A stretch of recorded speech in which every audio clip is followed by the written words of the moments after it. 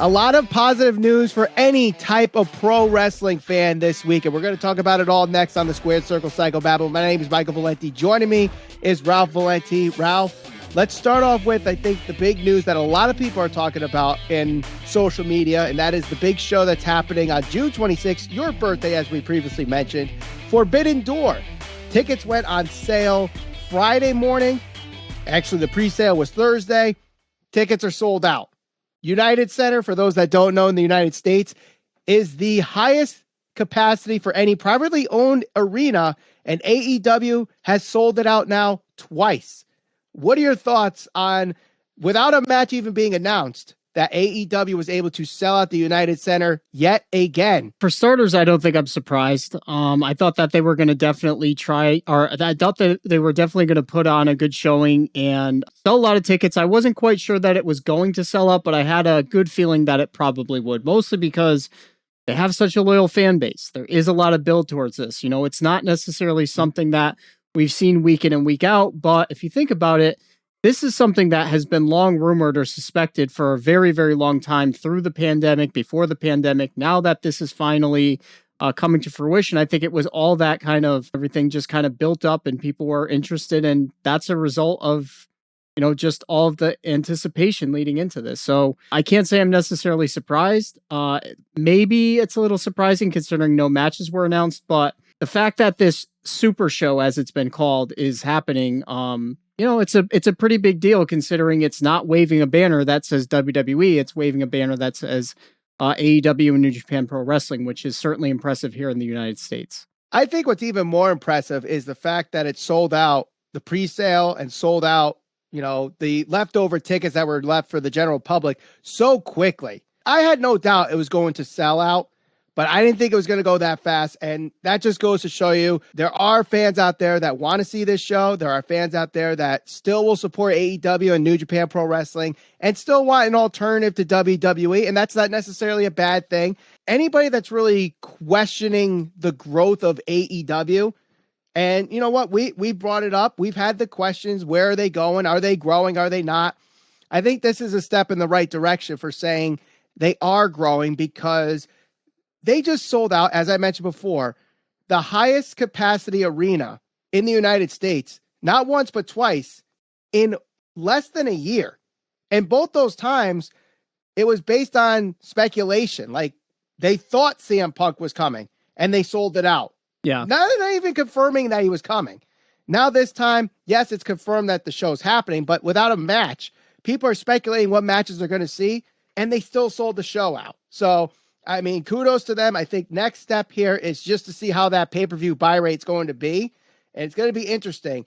I don't think they make it to 205,000 like All Out was last year. My guess right now would be between 80 and 100,000 just because there's too many variables that I think are left to be answered.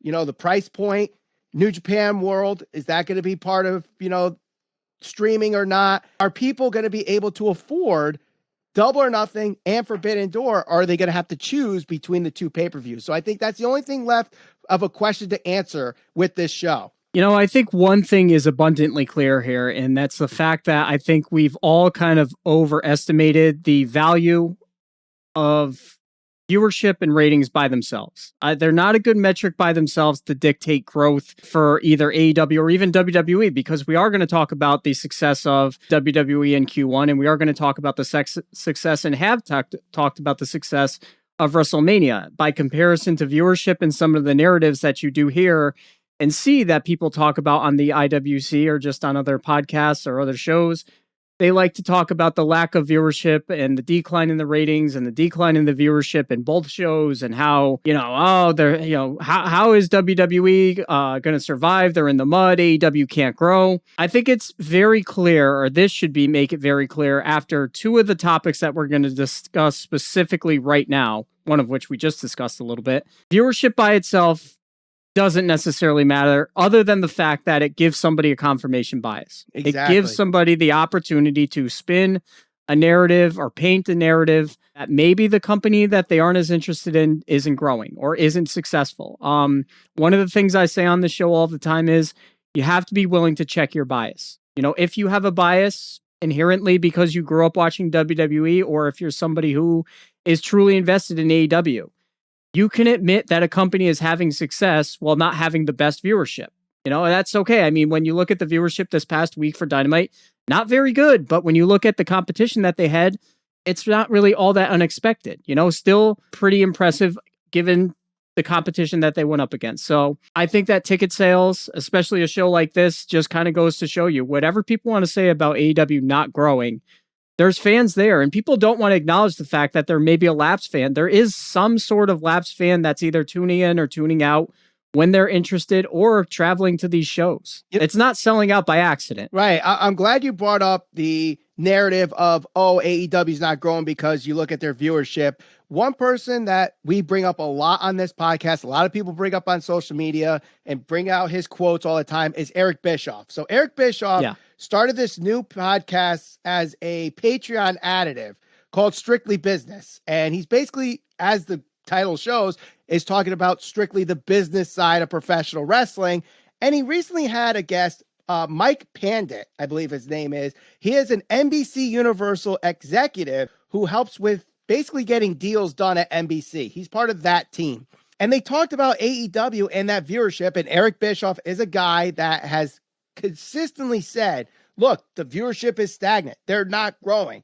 You know, let's see where the viewership leads them as far as a TV deal, streaming deal, whatever.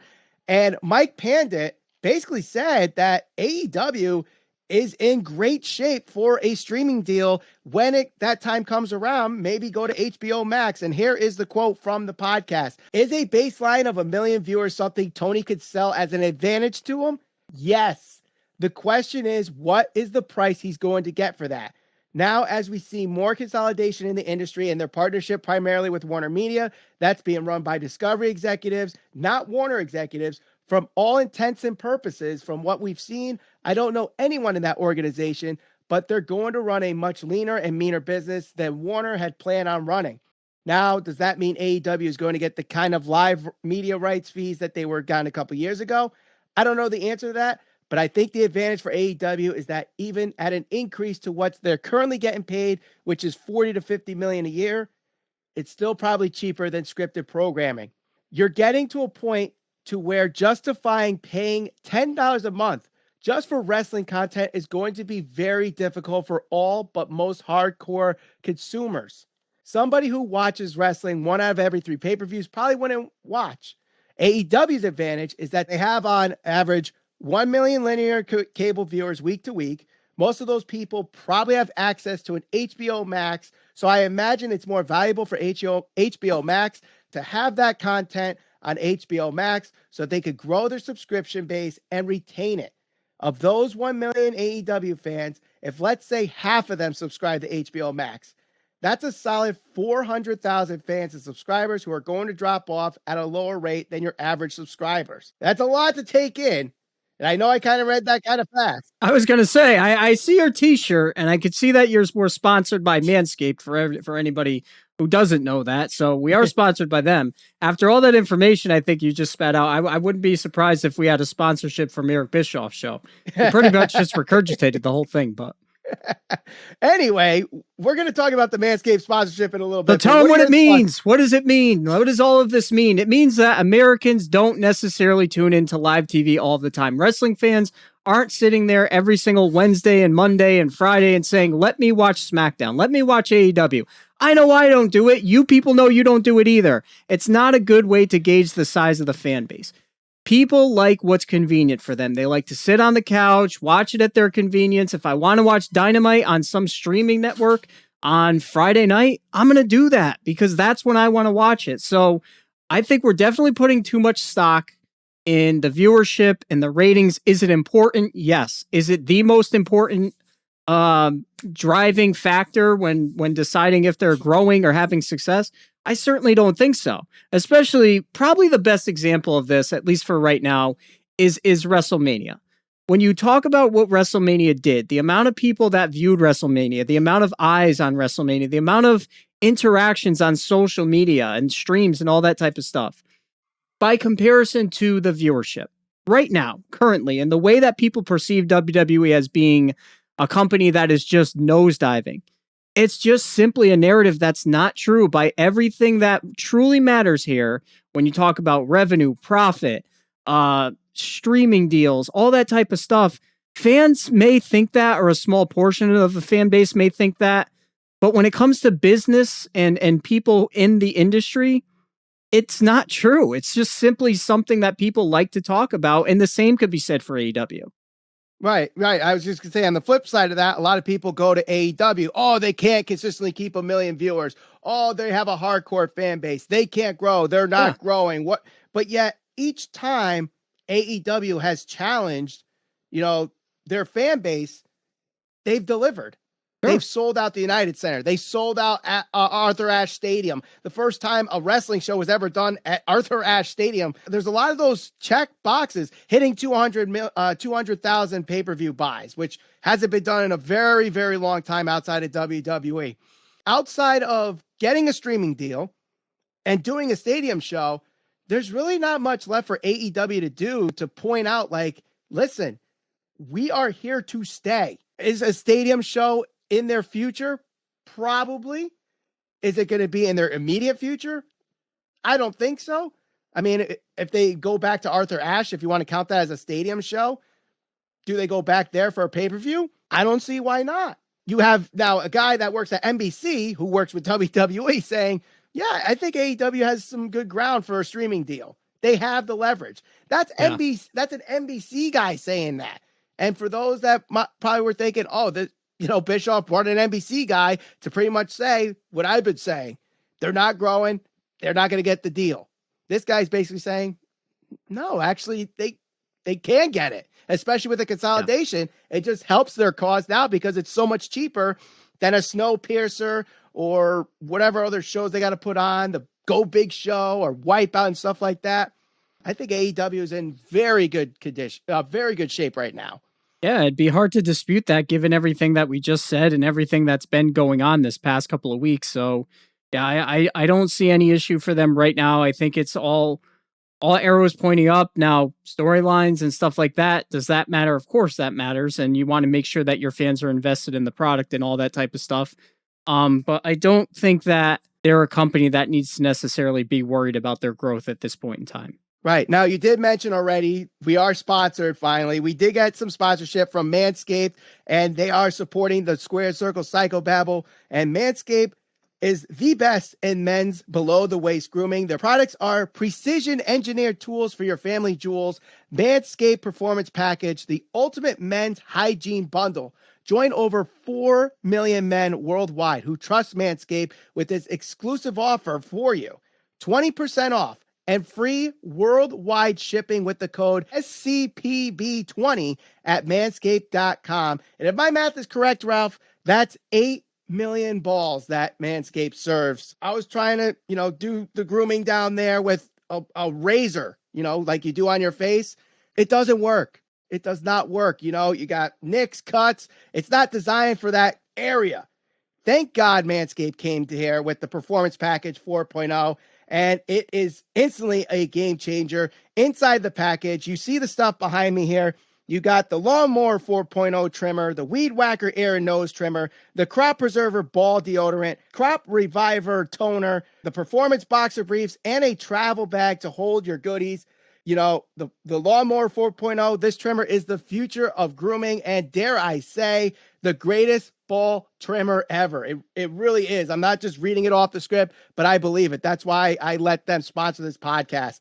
Their 4th generation trimmer features a cutting-edge ceramic blade to reduce grooming accidents.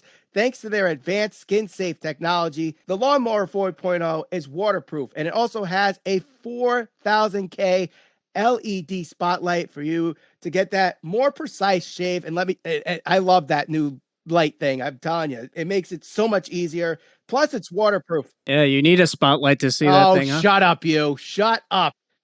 Let me add my 2 cents in here, would you? You've been babbling on and on about Manscaped and lawnmowers here. The Weed Whacker thing that you talked about for your ears last week, between my ear, you see, look at this. You see how smooth this is?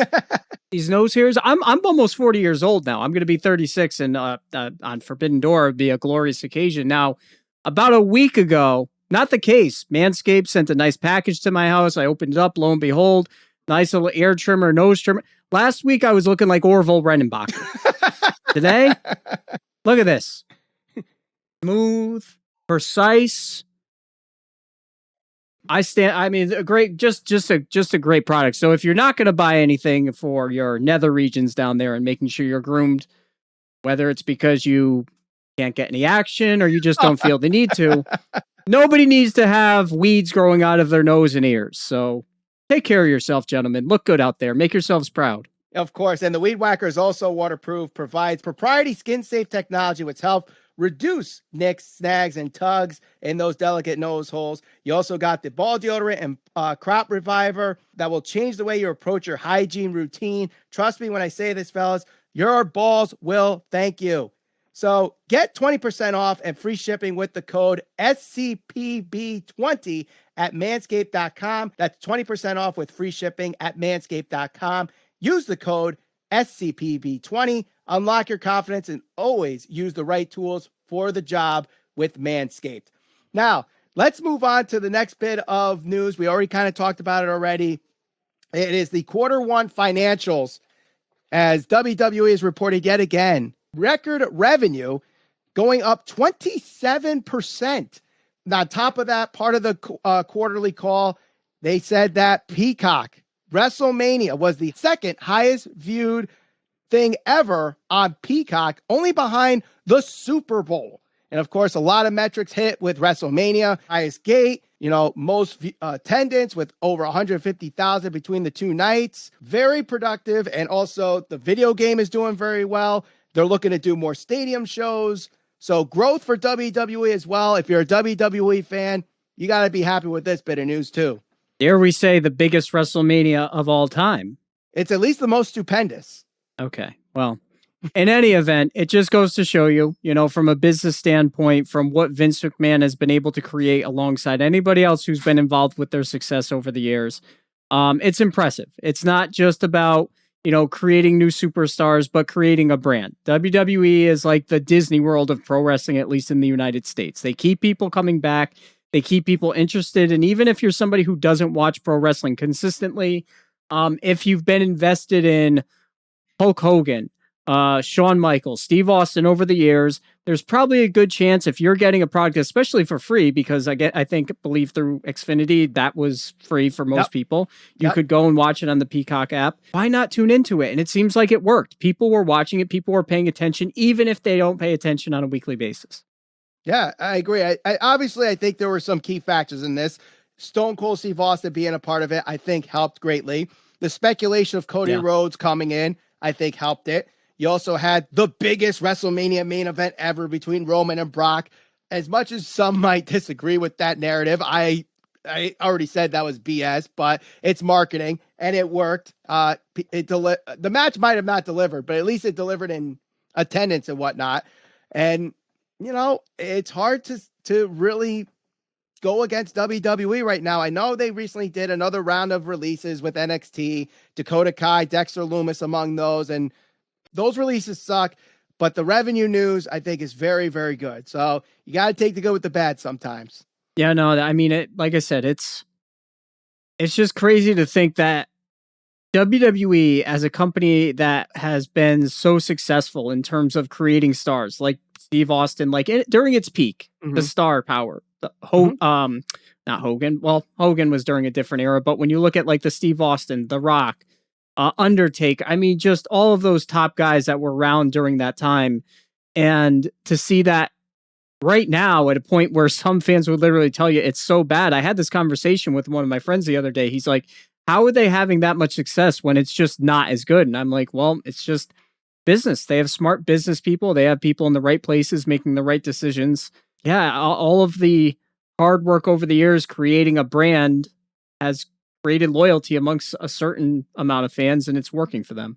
No, I totally agree. And I think it's quite funny that the two people that you can pretty much credit for the success of the two biggest companies in pro wrestling, at least in North America right now, are both Khans, Nick Khan and Tony Khan. Because ever since Nick Khan has been part of WWE, he has just made great business decisions for WWE, basically telling them, listen, we got to change the course of what we were doing. This doesn't work anymore.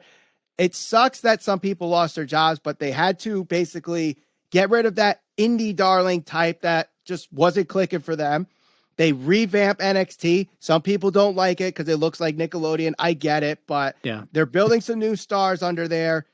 And at the same time, they're growing and finding, you know what? How many stadium shows are they doing now? It feels like every pay-per-view is going to be a stadium show now. And even if they don't fill out every stadium, which even Nick Khan said, we're not looking to fill out the stadiums, but it's still going to look better on TV when you have, 50,000 in attendance for a Money in the Bank, a SummerSlam, a Survivor Series, all those Saudi shows that they do. The UK finally getting a stadium show after 30 years. So, and again, a step in the right direction if you're a WWE fan or an AEW fan, but there might be another promotion that might be coming in as the number 3 promotion one day. Maybe not, but it seems, at least right now, if it all clicks and can make some, growth, we got something here. It could be revolutionary. As former WWE writer, big wrestling fan, big wrestling podcaster, and your favorite, rom-com actor of the late 90s, Freddie Prinze Jr. is entering the wrestling promotion game. He announced on his podcast, Wrestling with Freddie, which if you guys have not listened to that podcast, I highly recommend it. He does a great job with that podcast. He announced he is starting a wrestling promotion. Within 3 years is his goal of starting the promotion. And he has a lot of things in mind. Equal time for women and men on TV. 2-hour TV show. And also, I think a big one that I think people haven't really talked about, but we've talked about it in the past on social media, getting the wrestlers SAG unionized. This is interesting. If he can actually get this to work and get those SAG credits to the wrestlers, that's a huge step for, maybe as a negotiating point where they have to honor contracts in the future, and WWE might, shift their gears and maybe work towards being unionized. Yeah, it's definitely interesting. I mean, given he hasn't been in a whole lot of movies that I could think of off the top of my head recently, but at the same time, most people know him. Well, he did the Punky Brewster reboot on Peacock. Okay, I'll take your word for it. Not my type of movie, but needless to say, definitely has always been a big wrestling fan. I knew that he was involved in WWE a while ago, and gotta imagine whether it's his money or investors' money, he's really trying to, make something out of this. So I'm interested. Let's see where it goes. It can't be any worse than, I shouldn't say it shouldn't be any worse because I haven't really given credit to it, but, what is it? CYN? Control Your Narrative. Control Your Narrative. Yeah. I don't know. I didn't necessarily give that a chance, but I'm willing to give Freddie Prinze Jr. a chance here. Well, I think both should be given a chance because, Control Your Narrative didn't even have a show air on TV yet, and they apparently have a TV deal. Freddie Prinze Jr., I think from what I've heard him say on his podcast, he's not looking for this to be like a national thing. If it does, great, but he's looking for this to start as like a Los Angeles independent promotion. And then work his way up. And like he was talking on Twitter, he posted a video this morning of him just like looking at possibly doing rooftop shows. And I'm like, that's a great idea. Just make yourself different because who's doing rooftop shows? Not WWE. The last time I saw a ring on top of the roof of a building, Money in the Bank during the pandemic. But even before that, you have to look at like the intro to Monday Night Raw. AEW is not doing rooftop wrestling. New Japan's not. MLW's not. So that stands out. Obviously, the SAG thing helps out too. Equal time for women and men. That's another interesting point as well. Because, WWE, they do a fairly decent job with their women, but people have still, said that they struggle to give the women time other than the big 4 or 5. AEW, a lot of people criticize them. That's their Achilles heel. They don't get any time whatsoever. So maybe he's revolutionary in that regard. So I'm actually excited for Freddie Prinze Jr. And from what I've heard him say on his podcast, I think the guy's a lot smarter than a lot of people that are actually in the business today. I think even if the promotion wasn't happening and like either Tony Khan or Vince McMahon was like, listen, we want you here. We want you to help out with our product. he would be a great asset for both of them. He's very, very smart. And again, like I said, if you haven't listened to his podcast, definitely do it. I think my closing remark for this episode is, if you're an AEW fan, that's great. If you're a WWE fan, that's great. If you love both promotions, that's great. Other promotions, that's great.